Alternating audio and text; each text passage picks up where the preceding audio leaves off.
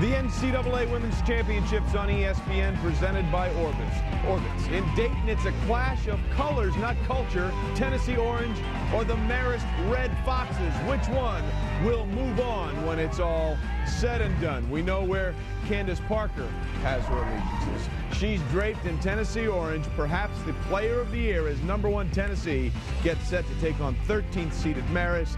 Tip time, 12:04 Eastern, right here on ESPN. And then at 2:30 Eastern, roughly, on ESPN2, it is Oklahoma and Courtney Paris taking on Ole Miss and Arminty Price.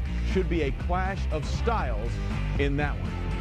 Hi, everybody, and welcome in once again to ESPN's Women's NCAA Championship Studios. Glad you are here with us. Trey Wingo, Carol Lawson, and Stacey Dales. And let us start, Stacey, with that 1-13 matchup, Tennessee and Marist. Marist has been great, fundamentally sound. Story of the tournament, they have yet to see anything the likes of Candace Parker. Absolutely, Trey. This is an obvious David and Goliath, but if you're Marist, you haven't seen a player like Candace Parker. She is the most versatile, the most talented player in women's basketball. I talked to Coach Pat Summitt yesterday. I said, what's the difference in Candace Parker?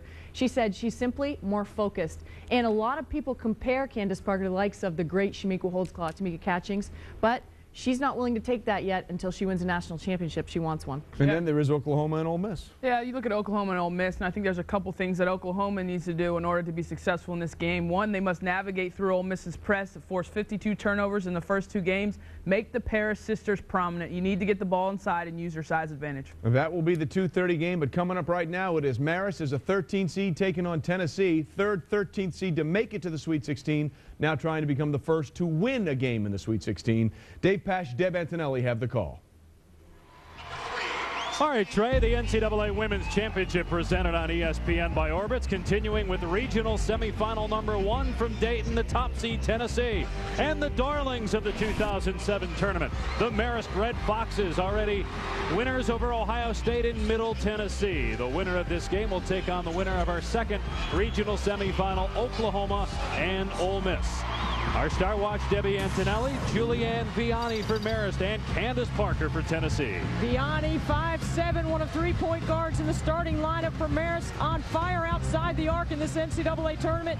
And Candace Parker, simply one of the best players in all of women's college basketball, the most versatile, the SEC player of the year. Averaging 22 points per game in the tournament so far. And the starting lineups for these two squads today. Joining Vianney in the backcourt, Nikki Flores, and the engineer behind this Marist run to the Sweet 16, Elisa Kresge. Fitz, the leading scorer, and Dahlman, a die-hard Tennessee fan growing up. For the Lady Vols, a terrific front court led by Candace Parker, Anisicki, and Spencer. All three can play on the perimeter. Hornbuckle and Bobbitt, the starting backcourt for the legendary Pat Summitt. Along with Debbie Antonelli and Heather Cox, I'm Dave Pasch. A packed house here at University of Dayton Arena for Tennessee, wearing white and Marist in the red. As Trey mentioned, a 13 seed has never won in the regional semifinals. Marist tried to become the first, and to take down Pat Summitt and the Lady Vols would be perhaps the greatest upset in the history of this tournament. Pat Summitt has won 94 NCAA tournament games, 943 overall. And Brian Georges, third NCAA tournament in his 5 years at the helm at Marist. And Tennessee will start, and they go down low to Anisicki. Tennessee has size at every position. Marist will start out in the zone.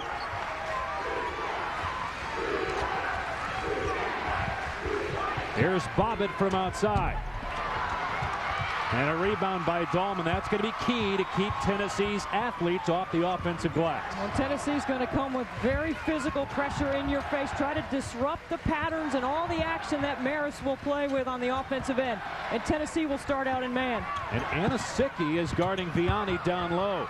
Missed shot there by Flores, and Hornbuckle's got it now for the Lady Vols. And Nikki Anisicki said yesterday she was prepared to chase and follow and lock and trail on everything Vianney did and all the action they ran offensively. You got a center on offense guarding a two-guard on defense. Spencer from outside for the game's first deuce. Now, Tennessee with size on the perimeter with their strong front line going 6'4", 6'3", 6'4" across the front. Marist doesn't have anybody with that kind of size. Meg Dahlman is the tallest Marist player at 6'3", but then you got 6 feet and 5'7" for the other two front court players. Vianney's first three-point attempt nowhere near the hoop. And Bobbitt comes down the floor for Tennessee. And Candace Parker showing her skill in the opening minute and a half with her first basket. Don't be surprised to see Brian Georges call some quick timeouts just to try to settle his team down.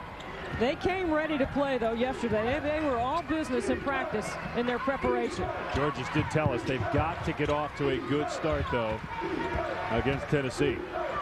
And they're down early, 4-zip. Tennessee is not switching. They're staying physical on every cut.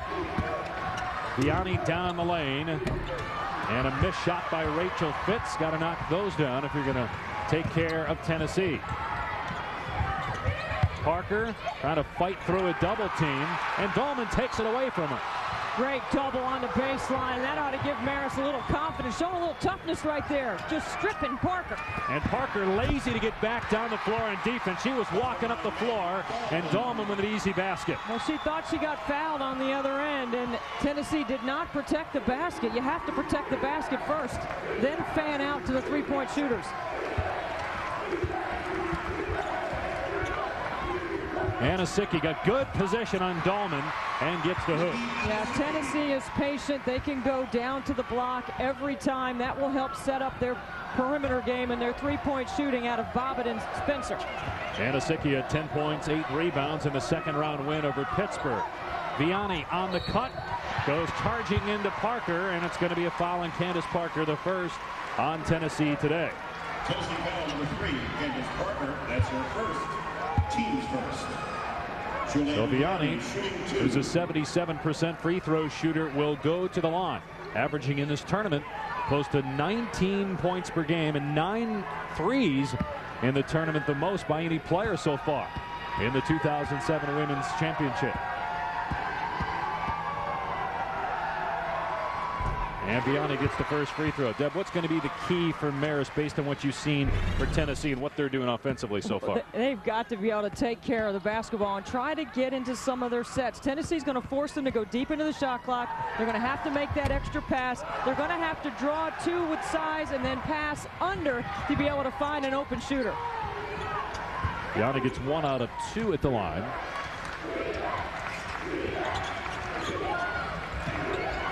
Marist sticking with that zone. Shot clock at 12 for Spencer. And that spins out, but an offensive rebound by Bobbitt and a foul.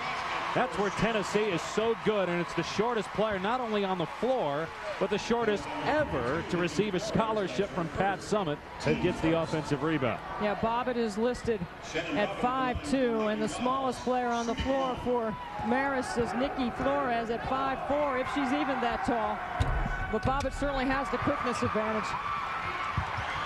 Foul was on Flores, the first on Marist. Missed free throw, and Red Fox is on the other end, and Dahlman got great position down low. She's got 4. Yeah, see, if they can score quickly like that, push Tennessee to make them guard all the way to the baseline, you draw help, then you kick to the open shooter. This is a well-coached, well-prepared team. Brian Georges has done a fantastic job. He didn't start getting his team ready to play Tennessee yesterday. He's been getting them ready for an opportunity like this since September. Yeah, they played Duke this year. They played Maryland, lost both those games in the regular season, and obviously beat Ohio State and Middle Tennessee in the tournament. So very good schedule. Flores going backdoor. Lost the handle, ends up in Dahlman's hands. Can't hit the 3 that would have tied the game, and here comes Candace Parker.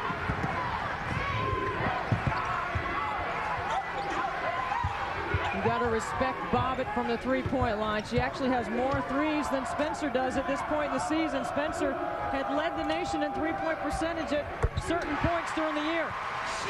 Spencer's so dangerous from out there. She's got 2 made shots from that same spot. You're talking about Spencer's ability to hit the 3. She shoots 41%. So does Bobbitt. And the best three-point shooter on Marist is right around 32% for the season. There's not many players with size at 6'3" that can shoot it like Spencer.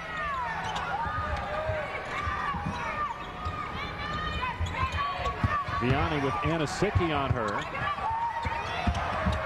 And the shot clock at 4 and a Tennessee foul. When we come back, we'll take you inside both locker rooms here in Dayton. okay? And hopefully we got a lot of rocks in our bags, because it's not going to take one rock. It's going to take a lot of them to be able to knock this Philistine down. But if you do, you have an opportunity to make really, arguably, the greatest history in women's basketball. And if that doesn't excite you, if that doesn't pump you up, you're obviously in the wrong locker room. Discipline's a good word. We've got to be disciplined in our action. Let's have tight huddles. Let's play together. They haven't seen defense like they're going to see today. They haven't. So you bring it, and bring it from the opening tip. All right? This is yours. Let's go get it. Back to live action. Dahlman missing the three. Rebound by Anisicki. You know, Brian Georges was making reference to David and Goliath. In any biblical account, David attacked Goliath. And so far, Marist not afraid to attack Tennessee and go inside. No, they've withstood the first 5 minutes. They got some dribble drive. They know they can go off the bounce and get inside. It's just the size that's a factor. On the outside for Tennessee, as Spencer has had some open looks, and she's knocked down 3 of 4 already, and has 7 of the 13 Tennessee total. Yeah, Tennessee has only one low post back to the basket. That is Anisicki. They haven't needed it. They've been able to shoot from the perimeter and now score off their D. Great play by Hornbuckle, and she gets the basket on the other end. 5 straight points for Tennessee since the timeout. An 11-3 run and a 10-point lead, and now a Lady Vol foul. Let's check in now with the third member of our crew, Heather Cox. 6 summers ago, when Brian Georges was a high school coach on a family reunion in Tennessee, he decided to make a pilgrimage to Knoxville. He said, if I'm this close to Pat Summitt, I need to go to U2 and see if I can find her. He did just that, and sure enough, she was in her office. She wished him luck, spent 15 minutes with him, asked if he had any players for her, and then autographed a picture which still hangs in his office.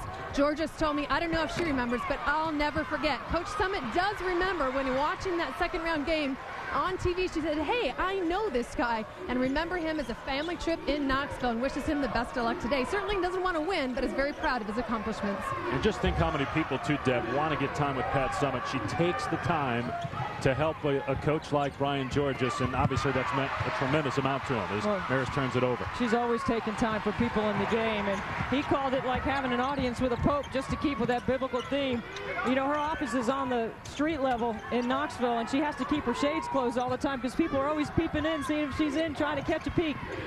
Bobbitt from the corner, can hit the three, and out to Flores. Marist needs something good to happen offensively here. They're down 10, and they've turned it over twice in the last couple of minutes. A team that led the nation in fewest turnovers per game. Tennessee switching on ball screens. Flores tried to hit Dahlman, and it was kicked. Women's NCAA Championship continues on ESPN2 later. It's our second game here in Dayton. It should be a good one. If you have not seen Arminty Price play for Ole Miss, definitely going to want to check that out as she goes up against one of the best front court players to come along in a long time. Courtney Paris, 60 straight double-doubles for Oklahoma. And we got a couple of All-Americans in that game. Courtney Paris for Oklahoma and Arminty Price for Ole Miss. Shot clock inside of 10 for Marist. Tennessee's done a good job keeping it out of the hands of Kresge.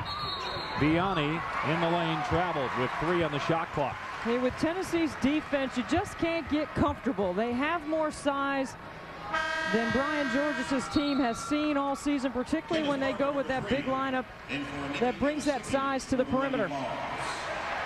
3 straight turnovers by Marist now. And a good job protecting the basketball so far in this championship. And talking with Georges yesterday, we asked him, has the wow factor worn off? And he said, you know, not really. I don't know if it ever wears off when you've accomplished what we have. But he wants to make sure that his players enjoy this experience regardless of what happens today.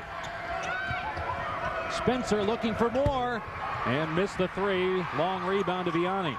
Tennessee running some good stuff. Parker off 3 screens, and then she kicks it out, reposts. Spencer got a great look off that action.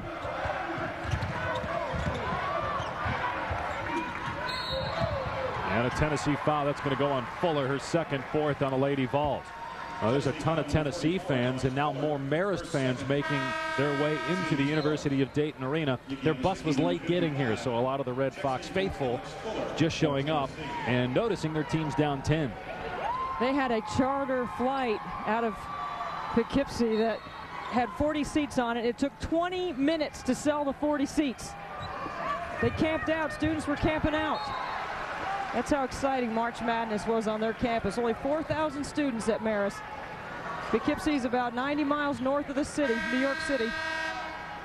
And other than some time at Virginia Tech for graduate school, Brian Georges has spent most of his life in Poughkeepsie. Was a great high school coach at Our Lady of Lourdes High School in Poughkeepsie. Took 4 different sports to the state Final Four, the first ever coach ever in the history of New York State to do that. Yeah, this is his 5th year, and he's done a fantastic job, and he has a great group of seniors that have really won a lot of games in their time.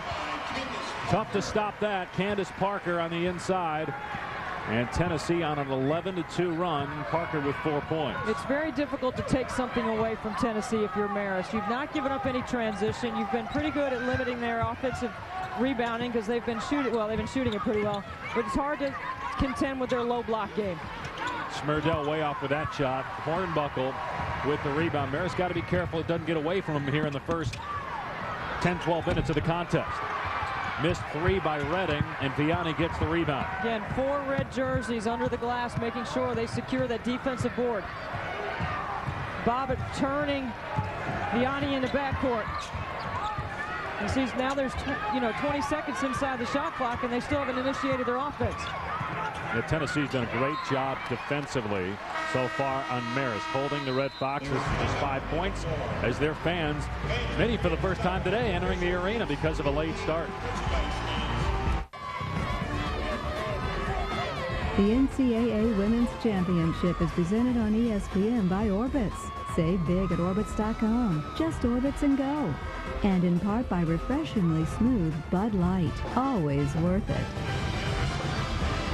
Back in Dayton, where Marist is shooting just 22% and has turned it over 4 times, trails by 12 to Tennessee. 9 minutes in, let's check in with Heather Cox, who's listening in on the Marist Huddle. Well, Dave, that offensive inefficiency, exactly what Coach Georges was talking about with Marist. He said, we are playing tentatively offensively. It doesn't even seem like we want the ball in the post. We're flat out intimidated. The guards are wasting energy. We have to cut and can't just watch our guards drive. Certainly looking for something more than 22% from the field for Marist. Well, it's tough if you can't inbound the basketball against that lockdown defensive pressure that Tennessee came out of the locker room with.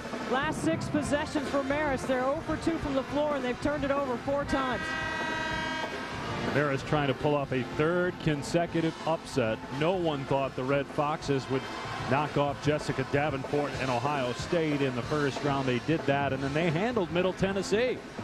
Middle Tennessee had won 27 straight games prior to that 2nd round loss to Marist. Well, this is a team that doesn't make a lot of mistakes. They usually force their opponents to turn it over. They only turn it over 11 times a game, does Marist. That's best in the NCAA Division I. Marist, the 3rd ever 13 seed to make it to the regional semifinals. The other 2 teams that did, Texas A&M and Liberty, lost respectively by 26 and 42 in the regional semifinals. And Tennessee rolling right now with a 12-point lead as they force another turnover.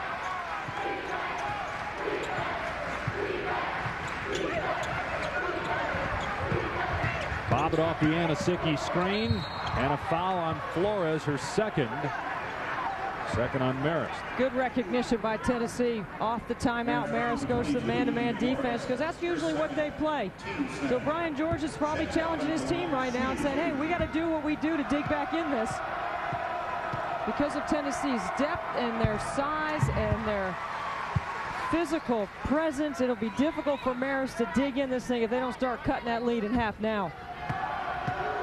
We're talking with some of the Marist players yesterday, in particular Meg Dahlman. You didn't get the sense they were intimidated at all, but they definitely have a reverence for Tennessee.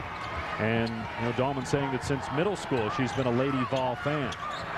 Flores missing the 3. There's Dahlman with the offensive rebound, but couldn't stick it back in. I was impressed by how much these kids get it. They know how lucky they are to be here in terms of being one of only 16 teams still left playing after over 324 that are eligible for the NCAA Division I.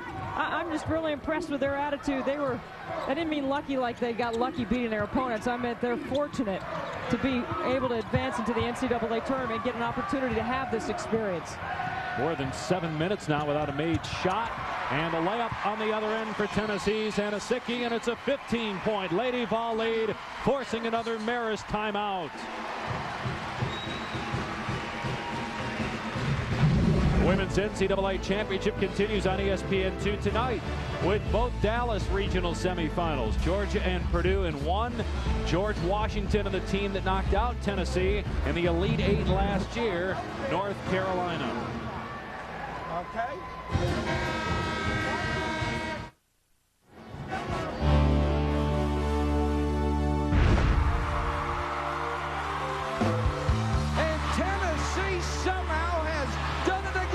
Tennessee has its 4th national title under Pat Summitt. And they have won their 3rd straight national championship.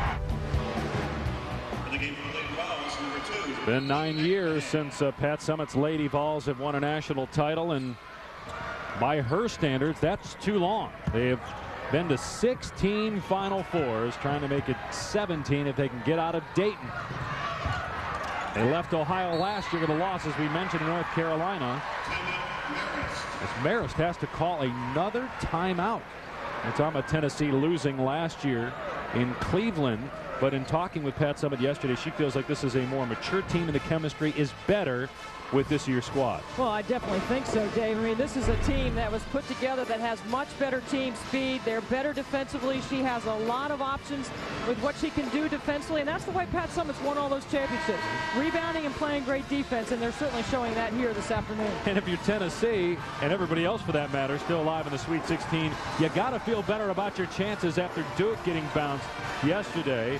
The Blue Devils had the best record. They were the #1 overall seed in the championship, and they lose in the regional semis to Rutgers. I can't imagine a more heartbreaking way to lose in the NCAA tournament than the way Duke has the last 2 seasons, not just this year.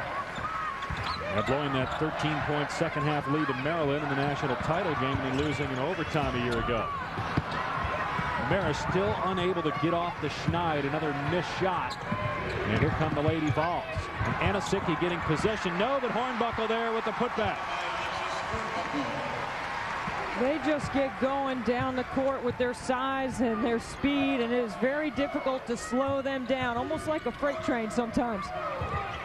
And then their defense, they're anticipating, they're out in the passing lanes. They're really going to put this thing away right now.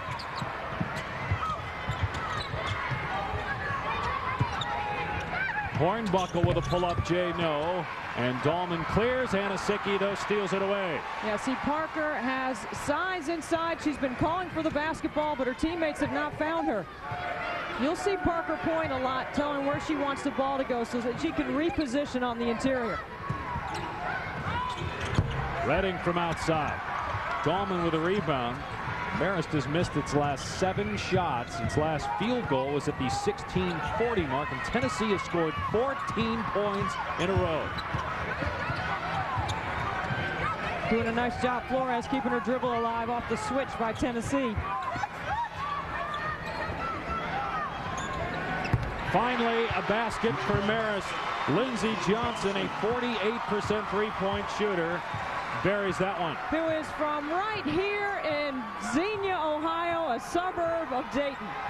The whole team went over to her house last night. Her mom cooked up a big meal. Her mother's a 7th grade basketball coach in the area, and her team went undefeated this year. Very excited to have Lindsey Johnson back in town. Actually, there are several players on the Marist roster from the state of Ohio. Oh, great pass to Parker. And what body control, just too easy. At least she makes it look that way. Well, she's 3 for 3 inside, and there's no containing her when she has freedom to rove the baseline. The fastest Lady Vol to 1,000 points. You think of all the great players that Tennessee's had, and she might end up being the best, and might be the best right now. Just a sophomore in terms of eligibility as Dahlman gets the basket, and Marist in double figures. Yeah, back-to-back baskets by Marist. You're not going to see these kids quit, I can tell you that right now. They've had some kind of season out of the Metro Atlantic Conference, Athletic Conference.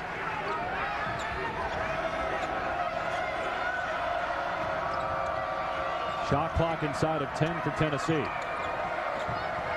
Parker gets the bounce.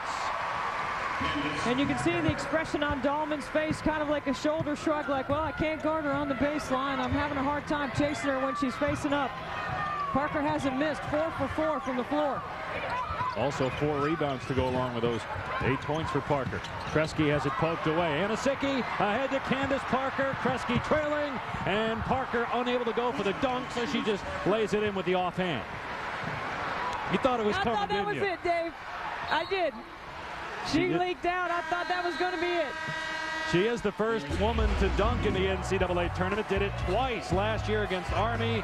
She's dominating in the regional semis with 10 points.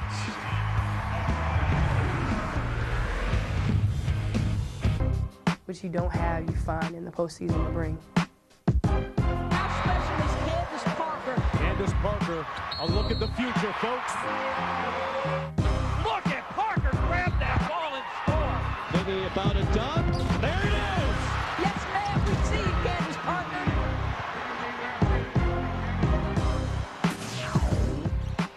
She does it on the floor and off. Player of the Year in the SEC and ESPN Magazine Academic All-American as well.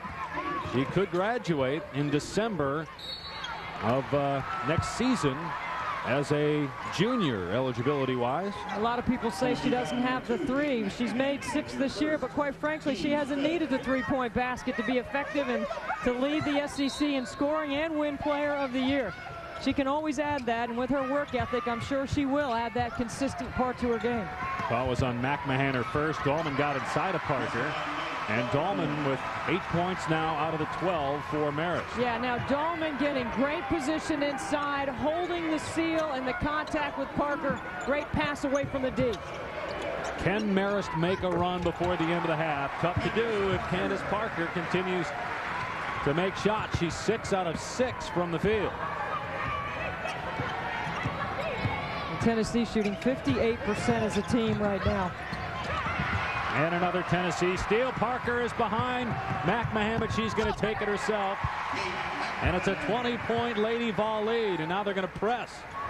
They want to put Marist away in the first half. You can't inbound it that close to the baseline when you know Tennessee is pressuring. With that size, they take away vision, they cut down angles when they bring that trap, and they are bringing it in this first half. They have definitely committed to do that off some made baskets. Particularly off steals, they like to bring the pressure. It's that steal, score mentality. You steal it, you score, you try to put that pressure on and steal it again. Parker has matched Marist in scoring. That foul, by the way, on Spencer, her first, 6th on Tennessee. Parker got Dahlman in the air and then turned it over. Vianney got fouled by McMahon, who goes hard into some folks behind the basket support, but everybody seems to be all right. And nice job by Vianney to push tempo and try to score a transition opportunity. As difficult as it has been for Marist to score against Tennessee's quarter-court defense, you got to get some opportunities like this and get to the line. McMahon's going to make her earn it at the stripe.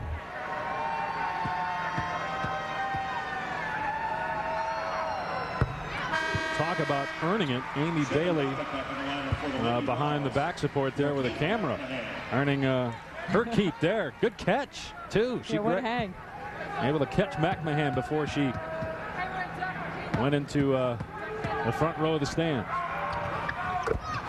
Vianney getting the second free throw. 32-14, Tennessee leading. The winner moves on to the Elite Eight on Tuesday night to play either Oklahoma or Ole Miss. Tennessee's last loss in the regional semifinals was against Xavier in 2001. And a Marist foul. Should be a great game coming up next between Oklahoma and Ole Miss, with Maryland, the defending champs, out of the way. No, Ole Miss, I watched that game this morning, put on a blistering quarter-court matchup defense. They trap. You don't know when they're coming. They're committed. They will sell out and gamble, and they've got terrific team speed. See if Oklahoma can take care of the basketball. Foul on Dahlman was her first, 3rd on Marist, and another Tennessee basket. Candace Parker, 7 of 7, 14 points. She's averaging close to 22 in the tournament, coming off a 30-point game against Pitt in the second round. When Tennessee takes away the entry pass, Dave, they make you go to your first or second, make you go to that second option, and it's a dribble option, and Minter wide open. Yeah, they rarely use Shannon Minter coming off the bench and knocking down a three, and then a strip on the other end. That's Minter rotating over to double the block.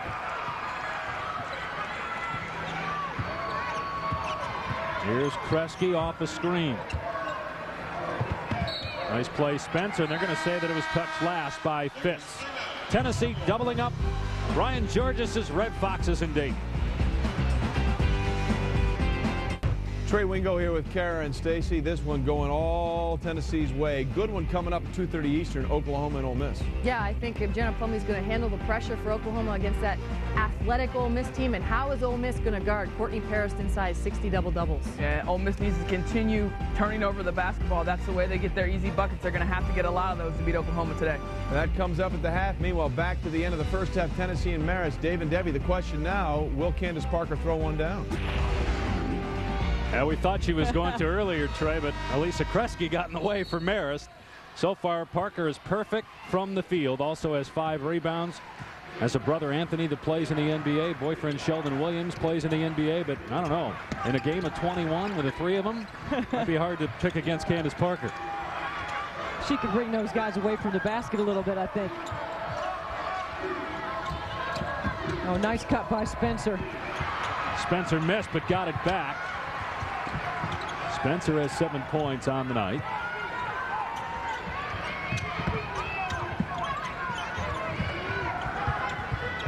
Three minutes remaining in the first half. Tennessee by 17. It was 8-5. About 4 minutes into the game, and that's the closest Marist has been. Spencer missing the long jumper. Knew it was off the moment she released it, but another offensive rebound for Tennessee. Well, a good sign for Tennessee is Sydney Spencer is really seeking her own offense in the first half. They need her to be consistent to score in the NCAA tournament for them to continue to play well.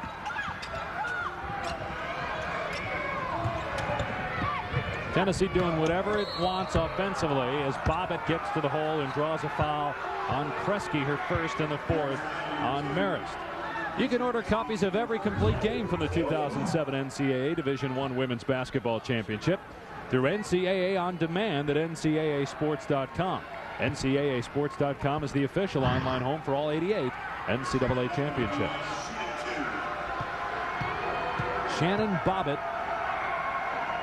only one of 3 junior college recruits ever by Pat Summitt, but she's played a major role in their success this year. I think she has really allowed Alexis Hornbuckle to grow her game because Bobbitt has handled the primary point guard responsibilities all season. Even though Hornbuckle is capable of playing the point, she's been able to do other things, kind of right side of the box score stuff.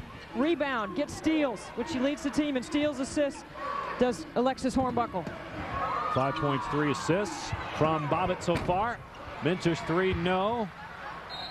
And Fitz, the leading scorer for Marist, has only taken 1 shot, doesn't have a point.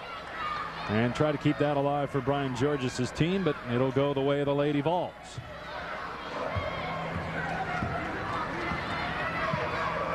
The most wins in the history of any team in the MAC. 29 wins for Marist coming into the game. You win 29 games, I don't care what league you're playing in, that's pretty good. And prior to Marist wins, only LaSalle, when it was a member of the Metro Atlantic Athletic Conference, had a win in the NCAA tournament. No current members of the MAC have a win in the tournament other than Marist and what has happened to the Red Foxes so far. But again, offensive glass just dominated by Tennessee. Another hoop for Spencer. She's got 9. Well, their size allows them to get to the offensive boards, and their team speed doesn't allow them to give up too many transition opportunities for Marist the other way. Largest lead of the day for Tennessee is at 21 as we near the 1-minute mark here in the first half. Now, sometimes in particular matchups, you might send one less to the offensive glass, Dave, because you worry about a team transitioning on you. In this matchup right here, Tennessee can go to the glass and get back in transition. They can do both. On the other end, nice catch by Fitz in her first basket. Hornbuckle on the other end of the floor. Yeah, that's what I'm talking about, Alexis Hornbuckle. Being able to let the game come to her, showing so much more maturity this season in her junior year. Fitz starting to heat up. 2 in a row for her.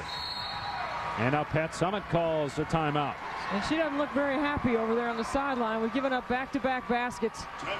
Come on, Coach Summitt. You got a huge lead going into half. Your team's playing great. Now Candace Parker in particular is playing great for Tennessee. Perfect, 7 of 7 from the field. Well, she's shown us a little bit of everything. Her ability to score on a low block, to use the rim, to go to the other side. The reverse basket. Then off the steal, she is very good at the front of the break. But how about turning away from the double team quickly with a turnaround jump shot before the help gets there? Such great quickness. Pat Summitt has moved her around. I like to call it the Parker package. She can play anywhere from point to post. She can has plays in her offensive scheme to isolate Candace, to get her touches where she can be very dangerous. It's very difficult to double her when you move her off the block because Tennessee has so much balance around her. It's possible, because Parker could graduate this coming December, that she could leave Tennessee and play professionally. Now overseas she'd be able to make a lot of money, and probably with endorsements as well. What are your thoughts on that? Well, she already publicly said she's staying next year, so that will be great with the recruiting class that Tennessee has coming in next year. Spencer missing, and Asicki's followed. No, but another chance as Spencer got it and then got fouled. Do I think she's capable of playing in WNBA? Yes. Right now she could start for any team in the league. But the league's going to have to wait another year, and that's great for women's college basketball.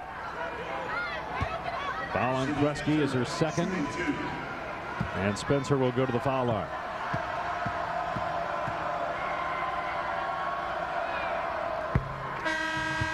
I also think Sydney Spencer is going to be a pretty good WNBA player too, Dave, since we're talking about it, because at 6'3", she can shoot it with range. She's big and rangy enough on the defensive end that she can guard threes with a little cushion.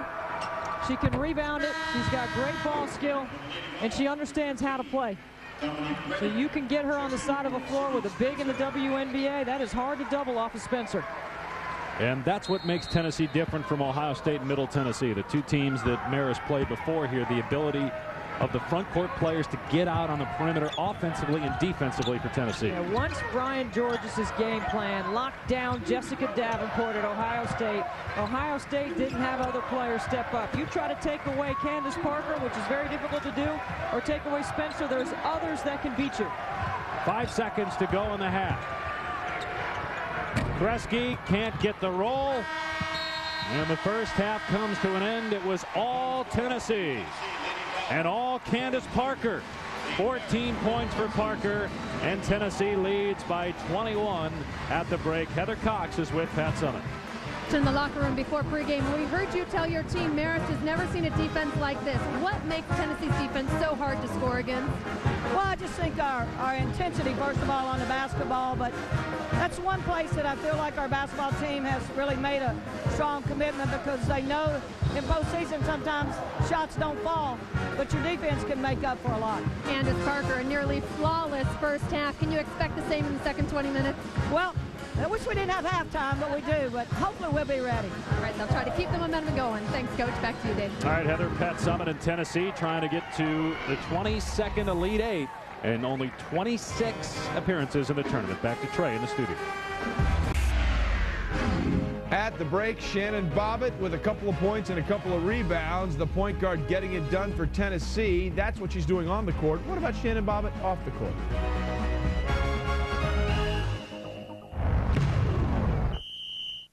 I'm Shannon Bobbitt. I play the point guard position for the University of Tennessee Lady Vols.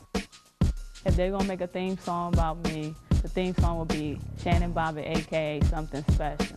Growing up in Manhattan, New York, and playing at the Rucker Park, a lot of celebrities and everyone come through and watch you showcase your talent. That's when I got my name Something Special from. I'm the shortest player to ever play for Tennessee. We're good roommates for each other. I'm 6'3" and Shannon's 5'2". Her math makes up for it. I love pets. When the first time I went over to Candace's house and her dog Fendi, it was just looked funny, so I was pretty intimidated by the dog. She's 70 pounds. Shannon doesn't like her at all. He looks Shannon eye to eye. And they tried to make the dog attack me and everything. I started running away from it. She's just aggressive. They were just having a lot of jokes from that day on that I'm scared of dogs, but I love dogs. Tennessee got a lot of reasons to love Shannon Bobbitt and what she brings to the table. Second half coming up in just a little bit. Tennessee in control, leading Marist by 21. The NCAA Women's Championship, presented on ESPN by Orbitz, is brought to you by Charles Schwab. Got investments all over the place? Talk to Chuck. Charles Schwab.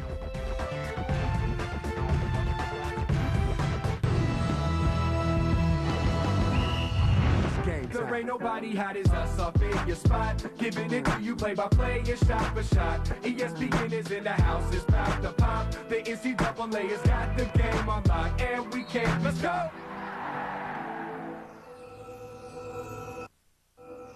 This telecast is available in high definition on ESPN HD.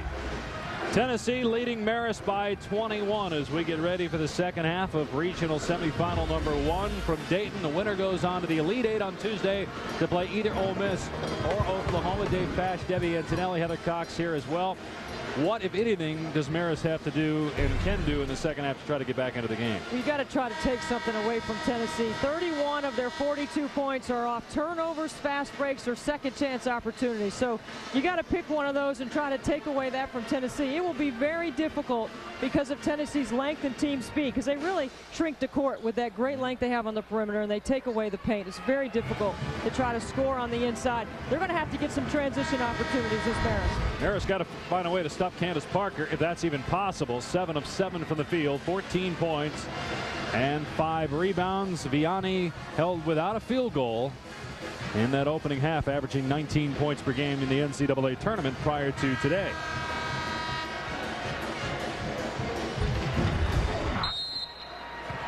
Tennessee trying to advance to the Elite Eight for the 22nd time in its history.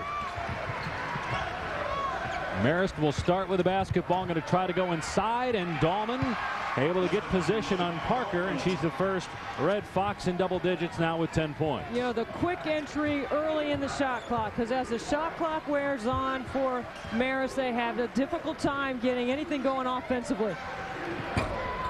Spencer's 3 no good. Kresge the rebound. Here's the running that I was talking about. Look, this is going to be back-to-back baskets inside. First off the post up, secondly in transition. That's what Marist needs to do. Run the court and score before Tennessee locks down in their quarter court. And just in their demeanor, Deb, they look a lot more loose than they did at the outset of the game. Well, it's 20 more minutes at what Brian Georges calls could be one of the greatest upsets in the history of women's basketball, not just the NCAA tournament. Alley-oop to Hornbuckle. Able to corral and gets the roll. That's 8 now for Hornbuckle.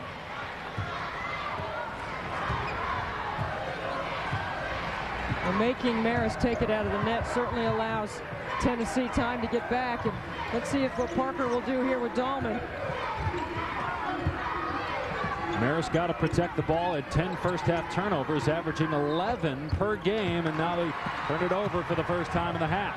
And Parker gave it right back. Take a look now at our coaching adjustments brought to you by the Home Depot. Here's Heather. A subdued Brian Georges echoed what Debbie said, saying Tennessee just has length and athleticism that Marist has never seen. He told his players in the locker room, get back our intensity. We went away from our game plan in the first half. We've got to take away Tennessee's inside game. Then the specific adjustment, watch Rachel Fitz, just 2 of 3 from the field. He wants her to be much more physical, work harder to post up. Already she's been more aggressive in the early parts of the second half, guys. Well, and Tennessee can change their defense here and make them dig deeper into the shot clock. But there's Fitz, exactly what you're talking about. Heather, she's got already 2 baskets in the second half. Lost his shoe as well, but able to get it back on, forcing Pat Summitt to call timeout. Marist 3 layups in the first 2 minutes of the second half.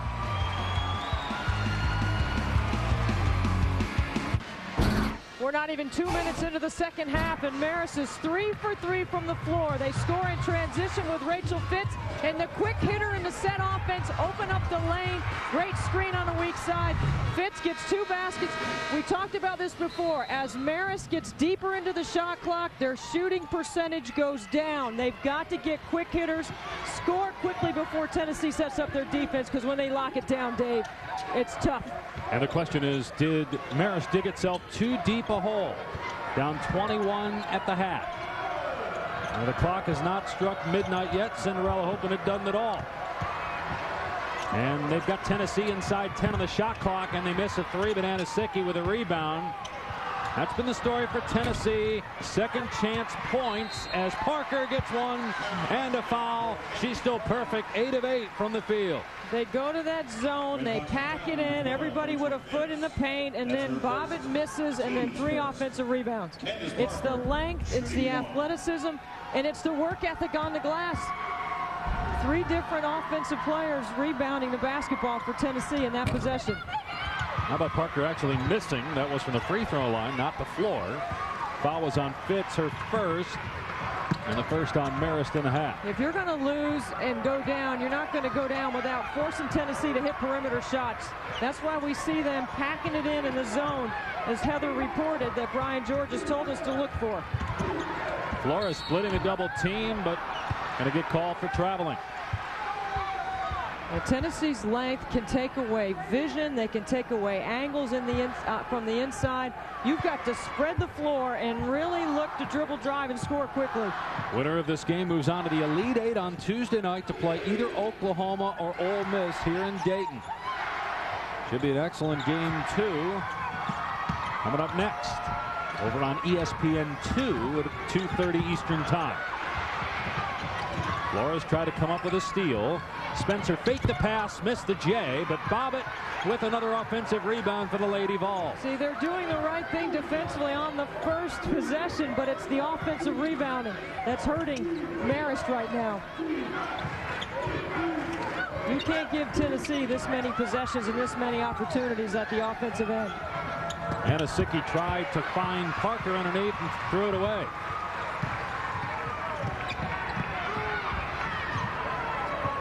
Well, turnovers today by Marist, already more than its season average, which was #1 in the country coming into today. Fitz posting up, got position again, scores again. They go to their 1-4 high set. They run a lot of great stuff off of that. They get an open look. Patience and poise right there by Marist. Marist +4 over Tennessee in the second half. I watched them play the championship game against Iona, who was picked to win the MAC and didn't. Marist won it and was the #1 seed. That game went into overtime. They got a lot of stuff off their 1-4 high set with their action. Fitz getting it done inside in the second half, and Marist down 17.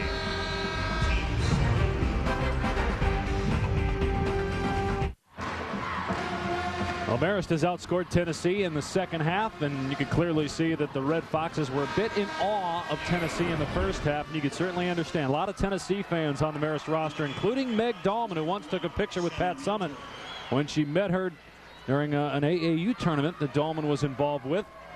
But it appears in the second half like that's kind of worn off, and Marist has come out much more assertive in this second stanza, and they're 4 of 4 from the field in the second half, and they've already forced a couple Tennessee turnovers. Now you can see a comfort level for Marist. You know, you come out of the locker room, you got nothing to lose. You've taken a strong punch. You know Tennessee's going to go on a run, but Marist has to make their own run. And that's what they're doing here to start the second half. In fact, they forced 3 turnovers. That's as many as Tennessee had the entire first half. And they've already done that in the first 4.5 minutes. And then Parker touched it last for Tennessee. And Marist has taken care of the basketball. They had 10 first half turnovers. 7 of them were steals. That was definitely off Parker. 18 to shoot for Marist. Here's Dahlman, who's got 10 and now 12 to lead the Red Foxes, who pulled back within 15. They've outscored Tennessee by 6 in the first 5 minutes of the second half.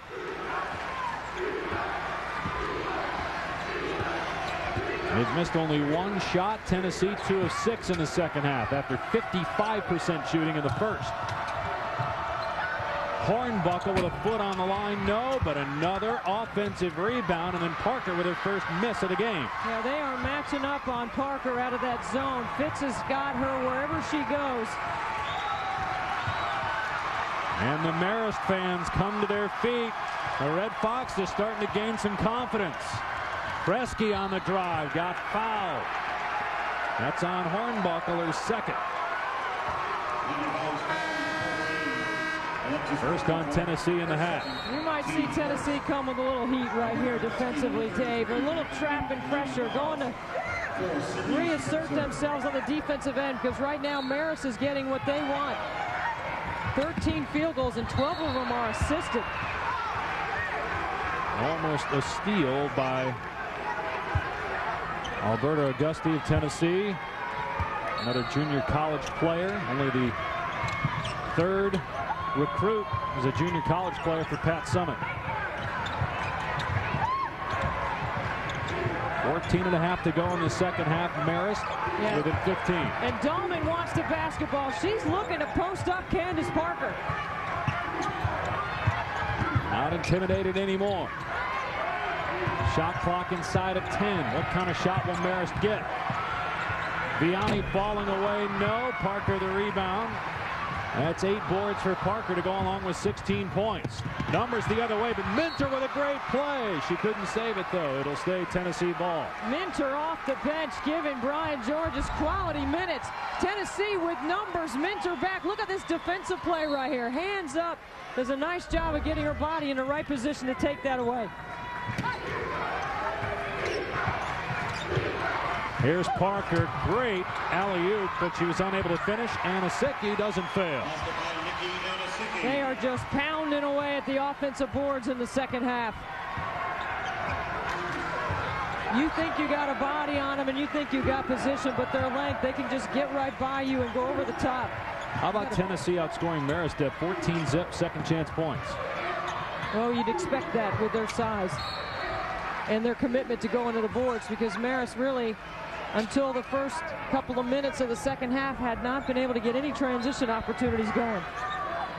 You think Marist at some point, though, would get something to go on an offensive rebound. Shot clock at 6. Kresge's pretty much been shut down. Vianney with 1 on the timer. Can't hit the 3, but Dahlman the rebound as everybody just stood around in white. Dahlman couldn't hit the 3. Another opportunity for a second chance point fails as Minter can't finish. Dahlman's made 17 threes this season. She's very capable outside the arc. Those are the shots Marist was making in the first 2 rounds that got them here. Right, you got to make those shots. You got to make shots against Tennessee. Make them take it out of the net. And of course, on the other end, Tennessee makes you pay as Bobbitt drills a 3 and the lead back to 20.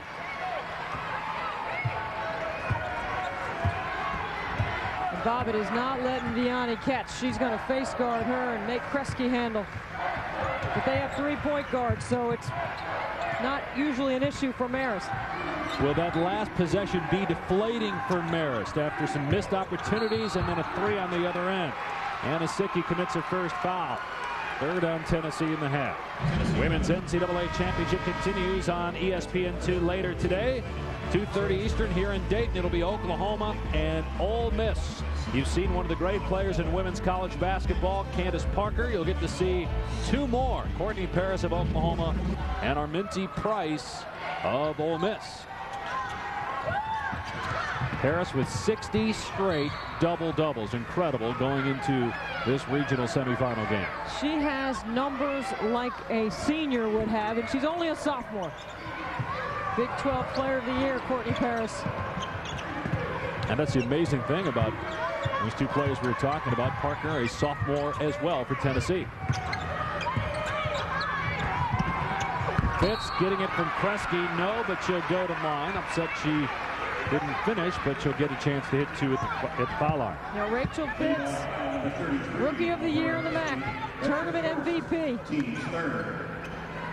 She has not been to the free throw line, though, in the tournament. Yeah, how about that?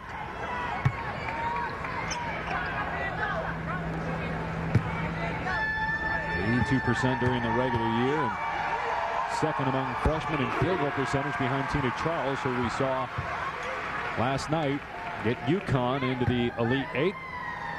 She's a player that led them in scoring all season long. 11 times she was Rookie of the Week in their league. It was a slam dunk that she was going to be named Rookie of the Year, but that's her first trip to the stripe in 3 games.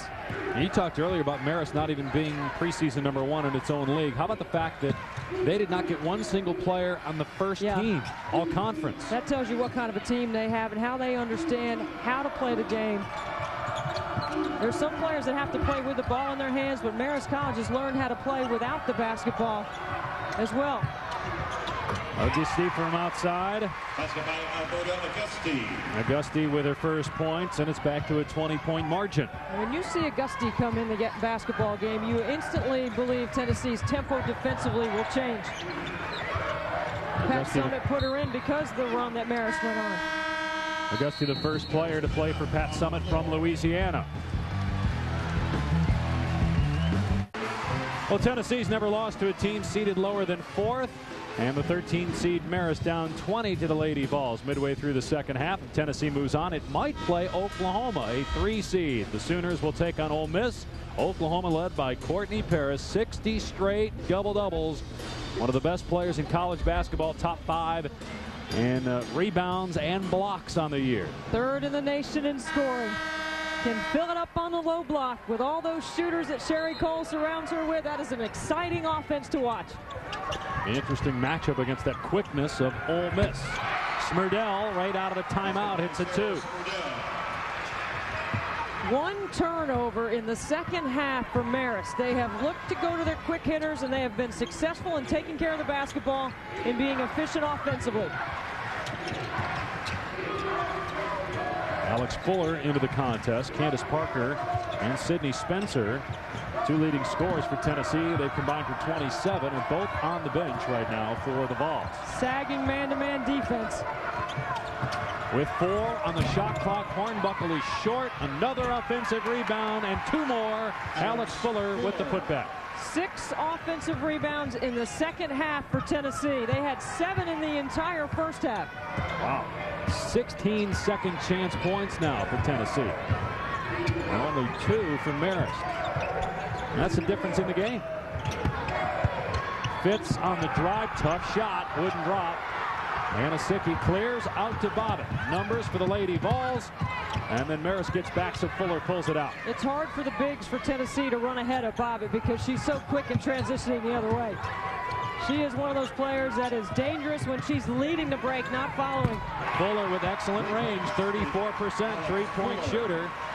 And Tennessee's lead is at 23, its largest of the day. I don't think Alex Fuller gets enough credit for her ability to stretch, particularly with the low block game that Tennessee has. It's hard to double off of Fuller when you've got to worry about the low block game with her three-point shooting ability. Now foul on Fitz.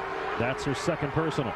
For live stats and game recaps from all rounds of every championship, go to NCAAsports.com. NCAAsports.com is the official online home for all 88 NCAA championships. Now it's been a miracle run by Brian Georges and the Marist Red Foxes, only the 3rd 13 seed ever into the Sweet 16. The lowest seed ever in the Elite 8 was a 10 seed. That was Lamar back in 1991. And Lamar going to keep its place in the record book if this continues because Marist down 23. Well, you got to love the way Brian Georges has handled this whole experience with his team. They knock off Ohio State.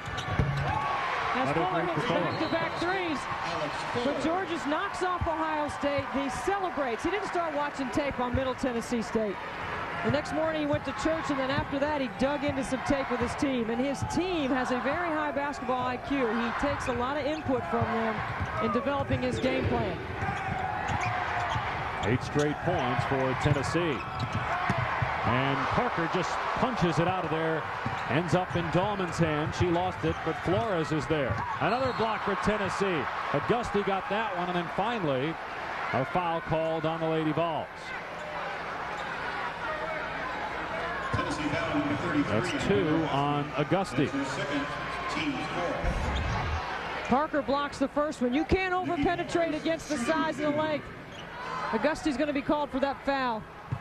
you've got to pull up where that A10 is and be able to stick some medium range jump shots, because if you get too deep, that's what's going to happen. The volleyball spike on the inside.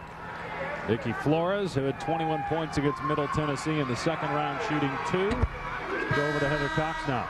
Well, Marist certainly a part of history, being one of 3 13 seeds to make the Sweet 16. So they're also part of that cliche being called the Cinderella story of this women's tournament. That cliche is actually carried over to the fact where he has a glass Cinderella slipper that the team host at Stanford during the first and second rounds gave to Coach after they beat Ohio State. He has kept that slipper, brought it with him here to Dayton. Guess who else he brought? That same team host that hosted him in Stanford booked a trip and has come to Dayton to cheer on the Red Foxes. Georges, a collector of memorabilia, says his favorite is a Jackie Robinson baseball card, Upper Deck 2001, a cut signature Jackie Robinson baseball card. He had all the lingo down when it came down to all his card collection. And he's an avid golfer as well. He said he can't wait to swing the sticks. He will enjoy swinging the sticks this spring. But he also enjoyed being on the phone talking to all those recruits that he's got on the line right now. They'll know the face and name well after this run to the Sweet 16, their first ever. But the day belongs to Tennessee, a 24-point lead for the Lady Vols, and they're certainly among the favorites going into the championship to win it all. And with Duke losing yesterday, Tennessee's chances greater. This was last week in Stanford. Marist gathering in midcourt and then letting loose on their return trip. About 500 people came to greet them in Poughkeepsie when they landed from California. And Brian Georges, as we talked to him yesterday, just enjoying this run and wanting his players to do the same. 324 teams are eligible for the Division I women's tournament, and only 16 can get here, yet every team starts their season in September and October talking about the NCAA tournament. It's a wonderful story of success of a bunch of kids that worked their fannies off to get here, and they deserve it. Alley-oop to Parker. Look at it with one leg on the floor and one in the air. Get it back to Hornbuckle, but she missed the 3. Well, this has definitely been one of the best women's NCAA championships in a while in terms of the competition level. It's actually kind of mirroring how the men's tournament had been in the past, with a lot of lower seeds advancing to the Sweet 16. The men's tournament this year, kind of like the women's tournaments of the past, where you had a lot of 1s and 2s getting into the regional semifinals and final. I think those that cover the game intimately know there's a lot of parity in the game. It just never shows up in March all the time, but it has this season, and it's good for the game. Tennessee foul number 33, Alberta Mesty. The NCAA Women's Championship is presented on ESPN by Orbitz. Save big at Orbitz.com. Just Orbitz and go.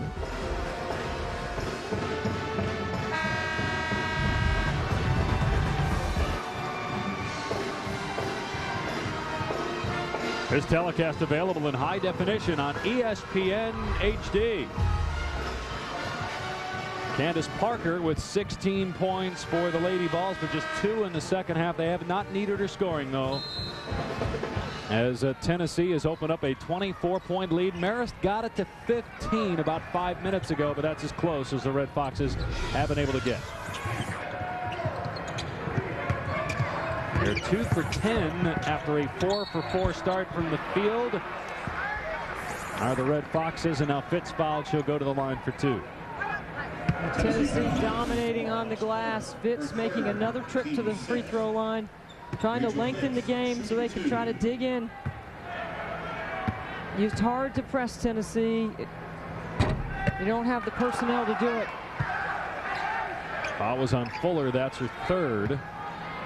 Well, based on what you saw from Connecticut last night, Tennessee today, we'll see North Carolina later tonight. One seed is out. That's Duke. Is there any particular team that stands out as the favorite to win the national championship in your mind? Not right now, unless something separates tonight, you know, with North Carolina. I think GW and Joe McEwen will have a great game plan. Kimberly Beck is an outstanding point guard who can keep Ivory Latta in front and contest. You can slow down Ivory Latta, you've got a chance to win that game. But no, I would say Connecticut played a good basketball game, and what a great run for NC State and head coach Kay Yao. And you played for KI. You've known her for 25 years. Based on her comments after the game last night, sounds like she's going to be back next year. Best thing she said was we're going to take a couple days off and get the freshmen ready for next year. And that is vintage KI. Always thinking ahead, great vision, always had and always will. Now, of course, battling cancer as it has returned for the 3rd time. But great run by NC State to the Sweet 16 for the first time since earlier in the decade. Last touch by Fuller, so it'll stay Marist ball with 7 to shoot.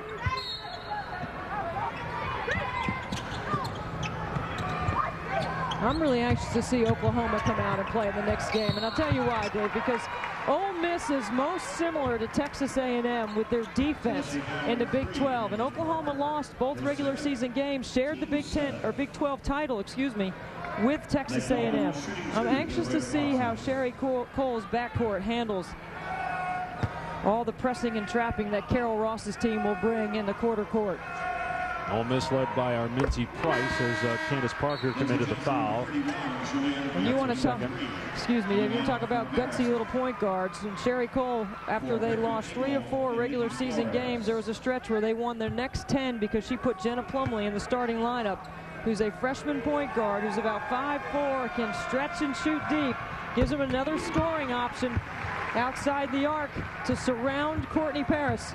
Very difficult to guard. We were talking earlier about the upsets in this tournament. Everybody expected that to be a Maryland-Oklahoma matchup, but Ole Miss throttled Maryland, just got out to an early lead on them and never looked back in that second-round matchup. You talk about speed. I think Ole Miss does everything fast. Walk fast, talk fast, get on and off the bus fast. Can't wait to get in here and play. 5 on the shot clock. Hornbuckle sees it. McMahon for 3, no. And finally pulled away by Lindsey Johnson of Marist.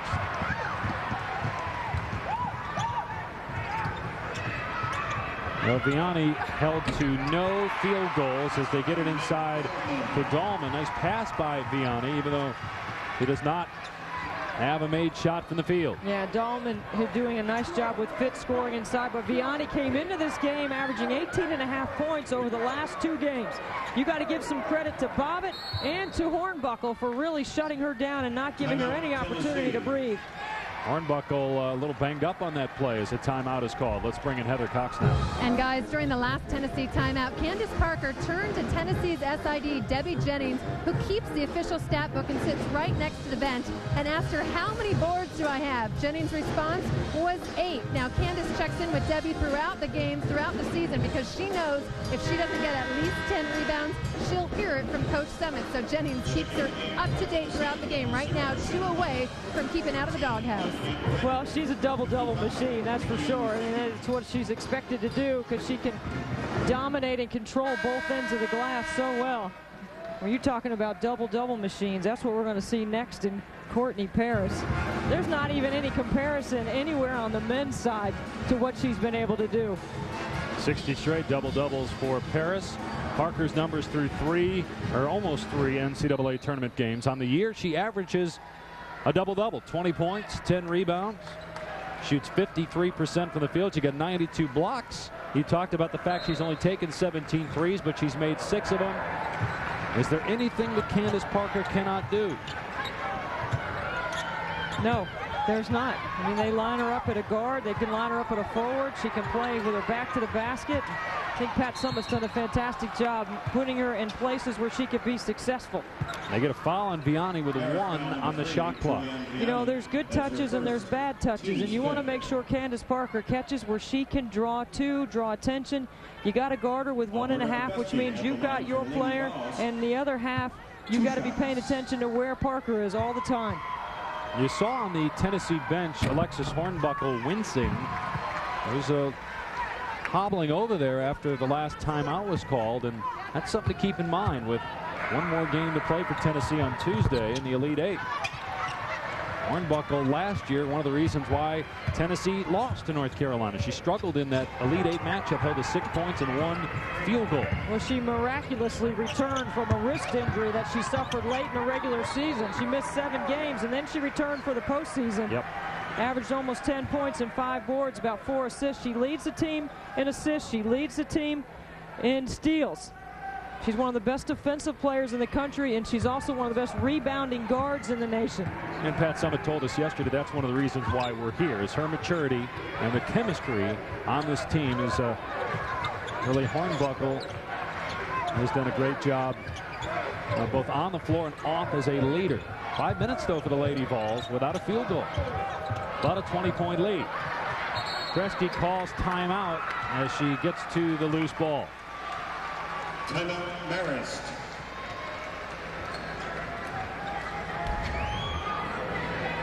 Here's the injury to Hornbuckle. Watch Hornbuckle right here. Watch her ankle. She's going to come down right there and twist her ankle a little bit. So she can't get to cut off Dahlman, who gets inside and scores on that play. Let's check in now with Heather Cox. Guys, I have just been told by the training staff that Alexis Hornbuckle is fine. She hasn't asked the training staff for any attention on that ankle, and it continues to be in the timeout with the team, so it looks like she'll be able to return to action. Has received no medical attention to this point. Okay, so Hornbuckle wincing at times over on that sideline. We'll see if she returns to the game or not. And we'll have a day's rest, so she's a gamer. I mean, it's going to take a lot to knock Hornbuckle out. Actually, almost about 54, 55 hours of rest, because the next game won't be until Tuesday night. Well, Marist had two players underneath the basket there, but Dahlman unable to get it to him. Now they find Johnson underneath. Nice move with the right hand. Just a freshman, Johnson, from right here in Dayton. Actually, Xenia. Got to give the Xenia Chamber of Commerce a little. I'll tell you what, this Marist team, if it can win the Metro Atlantic Athletic Conference next year, might be a dangerous team in the tournament again.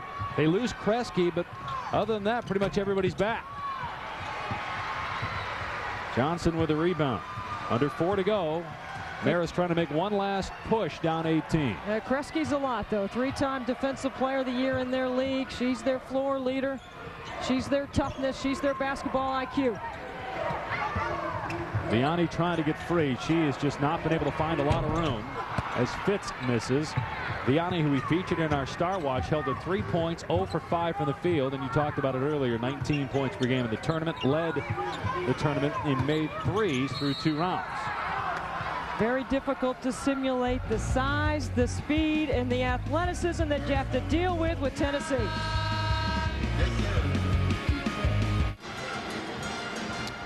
Back in Dayton, a future Pat Summitt recruit.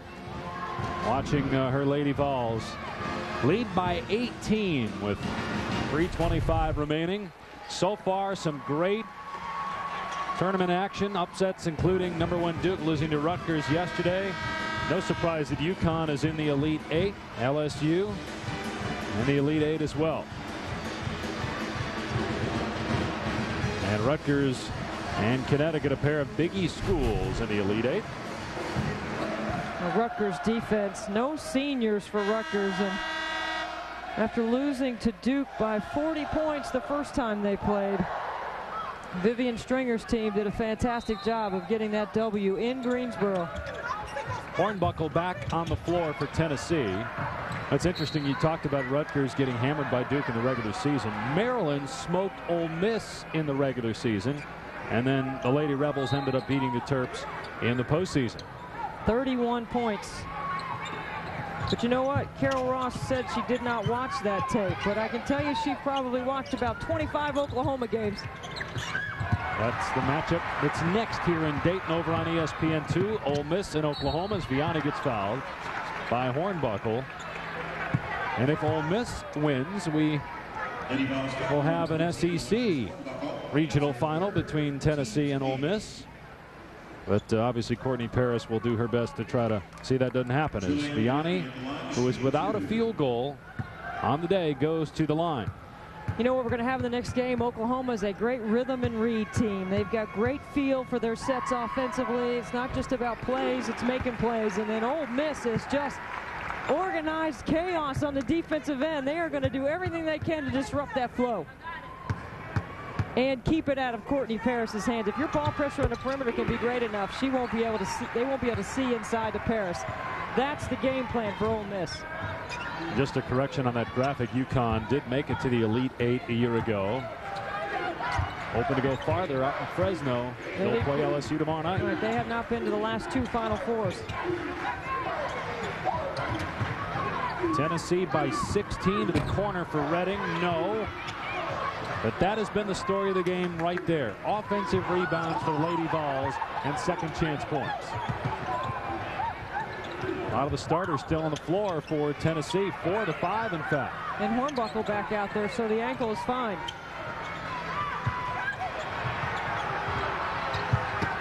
Hornbuckle out to Bobbitt. Drives on Dahlman. And they're going to call a block on Dahlman. Looked like she had position. Brian Georges agrees. Watch Bobbitt, great quickness. Gets inside. I think it's a good call. Yeah, she was moving. Moved into the player there. Bobbitt at the line for the Lady Vols, shooting 2. So Bobbitt, an 84% free throw shooter. 8 points on the day, will go to the line. 3 of 5 at the stripe so far. JUCO Player of the Year last year and has really helped invigorate the Tennessee defense. You know, last year their team speed wasn't what it is this year, and both Bobbitt and Auguste have added to that speed on the perimeter and have allowed Pat Summitt to really coach up the defense the way she likes to play. Pat Summitt trying to send a message to her starters. All 5 of them on the floor now as Spencer returns.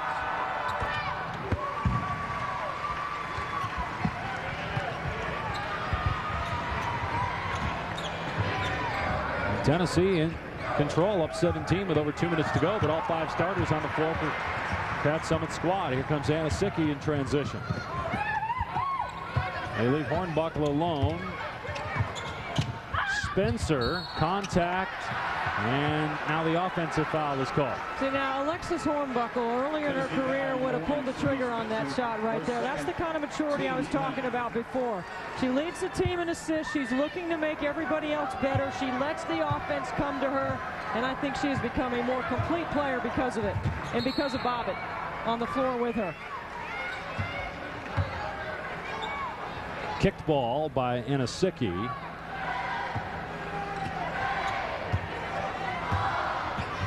Tennessee still pressing despite the fact up 17.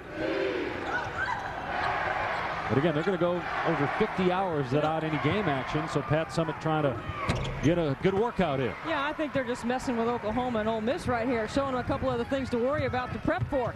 Good point. Hornbuckle to the corner for Bobbitt. Nice move by Bobbitt.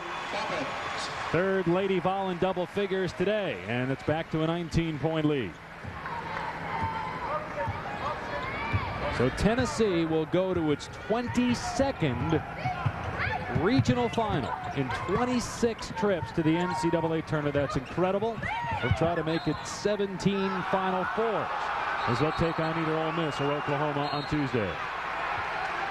It'll be Marist ball as it was last touched by Parker, who is our Powerade player of the game. 16 points on 8 of 10 shooting. Was perfect from the field in the first half. At 14 points, 7 of 7 from the floor in the first 20 minutes. And a lot of those points came in the first 10 minutes of the game as she almost single-handedly dominated the first half of that opening half as Hornbuckle loses her shoe.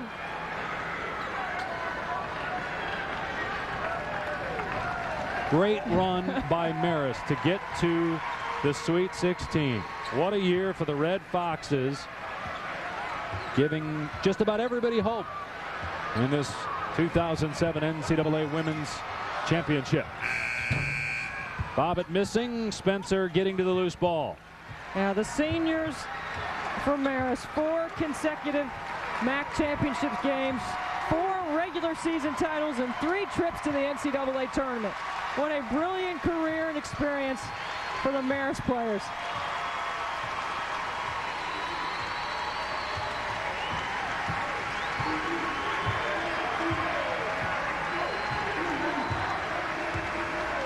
A lot to be proud of for Marist and a lot to be proud of for Pat Summitt as her Lady Vols are in the regional final For the 22nd time, they've only lost 4 Elite 8 games in her history as Tennessee head coach. 65-46, Tennessee wins and moves on to play either Oklahoma or Ole Miss. Who do you think Tennessee wants to face? Neither. They played Ole Miss in the regular season, and they already beat them at home. But I think a lot of people would love to see Candace Parker and Courtney Paris on the floor at the same time. That game coming up next on ESPN2 at 2:30 Eastern Time. Here's Heather Cox with Candace Parker. And Candace Parker scores double figures for the 31st time this season. A nearly perfect game, 8 of 10 from the field. How did you find so much success down low? I think we did a good job of reversing the ball and just getting inside, outside touches, and we just ran our offense well.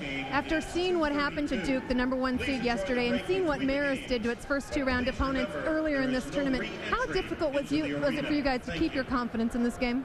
We knew it was important to come out and just start off with a bang and not give them any hope early, and I think we did that. You faced the winner of Oklahoma and Ole Miss in the Elite Eight, the round that you guys lost in a year ago. How much is that loss going to motivate this team on Tuesday night? Well, I think we've had players that have been there, done that, and we don't want to lose anymore. Best of luck. Congratulations, Candace. One more win away from Cleveland, where Tennessee lost in the Elite Eight last year to North Carolina. They'll be in the Elite Eight this year, taking on either Oklahoma or Ole Miss. That'll be coming up on ESPN2 in about a half an hour. 65-46 the final score in regional semifinal #1 from Dayton as Tennessee moves on. For Deb Antonelli, Heather Cox, I'm Dave Pash. That's it for now from Dayton. Let's go to Trey Wingo in the studio.